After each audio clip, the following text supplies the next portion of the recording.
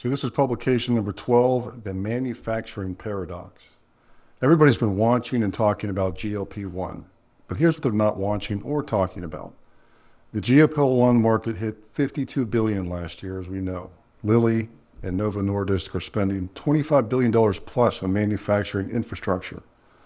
But this isn't an obesity story anymore. It's actually a re-industrialization story, the largest pharmaceutical manufacturing build-out in U.S. history. It's going to reshape how biotech gets valued pretty much for the next decade.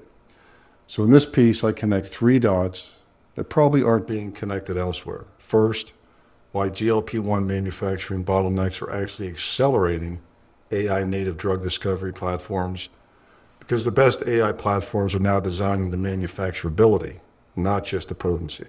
Second, how China's $60 billion Q1 licensing surge ties directly into Western capacity constraints. Western pharma can't absorb all the early stage assets through acquisitions because they don't have the manufacturing bandwidth. So they're licensing instead. And third, while the next wave of biotech IPOs, 12 so far this year, with Kailera's $625 million GLP-1 back in April leading the pack, will actually be judged more on manufacturing strategy, not just clinical data. So I also mapped these three scenarios from 2026 out to 2028.